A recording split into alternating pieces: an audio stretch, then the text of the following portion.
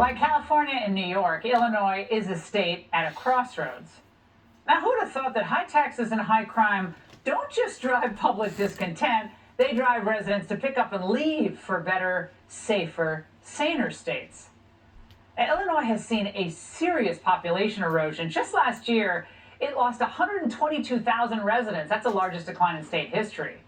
According to census data, only New York and D.C. saw bigger percentage drops than Illinois. Who can blame folks? The teachers' unions run the state. Kids were hurt immeasurably by those school closures, which, by the way, Governor J.B. Pritzker was all for. We had a protest out here this morning, and parents were crying, screaming like, "Oh my God!" As governor, you should try and calm people's nerves, maybe, or can you? Because there are low-risk groups. Students. Amy, as a supposed reporter, you should probably stop the misinformation. We are done here. Thank you. Thank you. You know how you prevent schools from being closed? You stop complaining about mask wearing. What a jerk. He just hides behind his staff. What a complete wimp. And of course, Chicago has become a sanctuary for violent, depraved criminals. I think the gangs kind of owe a great deal of gratitude to Pritzker, who touted his idiotic criminal justice reform law endlessly. Remember, it eliminated cash bail, meaning more thugs go free pending trial. And as a liberal billionaire with a big appetite for luxury, Pritzker just doesn't give a rip. All Illinoisans will live in a safer and more just state with this law on the books. This legislation marks a substantial step toward dismantling the systemic racism that plagues our communities, our state, and our nation, and brings us closer to true safety, true fairness, and true justice. Oh my God, does anyone else want to throw up after watching that? Now, the only way things are going to change in Illinois is with a political tidal wave. Only someone as arrogant and delusional as Pritzker would think he deserves to be reelected in November. Well, our next guest aims to send him packing. Joining me now is Richard Irvin, mayor of Aurora, Illinois, and GOP gubernatorial candidate. Mayor, great to see you. Now, back in March, there was something described as a scared straight incident in a House Democratic caucus meeting. A poll was floated showing Pritzker was facing big suburban headwinds and even trailing you. And the poll also showed that crime was driving this push for change. It's only gotten worse since then. Does any of this surprise you? Well, first of all, thank you, Laura, for having me on. And absolutely none of it surprises me. I got two words for you that Pritzker disregards, and that's protect and respect. Protect our residents of the state of Illinois and our children, and respect our law enforcement that try to keep us safe every day. He doesn't do that. He doesn't protect. He wants to protect criminals more than he wants to protect the innocent victims of crimes. And he shows disrespect and disdain for our police officers constantly. Just last week, we had three police officers that were shot in the line of duty. In the last year, we've had 10 police officers killed in the line of duty, unheard of. A week before those three officers were killed, we had a young man in our Millennium Park, a wonderful tourist location that millions of people visit every year. Kids are killed.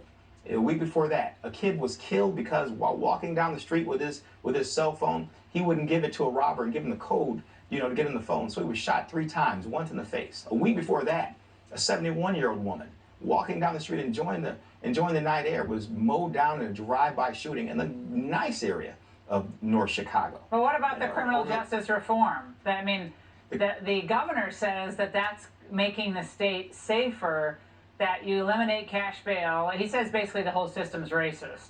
So racism is the reason the state is in the mess. It's systemic racism. That's what he's been really touting for the last couple of years in Illinois. Idiotic. What do African American voters need to know tonight about J.B. Pritzker's criminal justice, quote, reform? That's idiotic, what he suggests. He calls this a safety act, this criminal justice reform. But it's absolutely unsafe. It's I hate the police act, and I hate the community that minorities live in. Well, and the fact is, when you talked about no cash bail, on January 1st, the most dangerous parts of this bill go into effect, where there's going to be a purge from all our jails, from all the folks that get out of jail because they no longer have to post a bond, as well as the folks that get arrested after that don't have to post a bond. Where do you think those people are going to go? They're going to go back in the communities and they're going to wreak havoc. There's going to be a purge, and crime is going to escalate even worse than it is now. It's going to continue to spiral into lawlessness. Well, Ken Griffin, who is a very well heeled billionaire himself, he's a Republican. He's decided to throw in to try to help you because he wants to stay in the state. He loves Illinois and he wants to remain in Illinois and keep his business in Illinois. So he's backing you big time in this primary.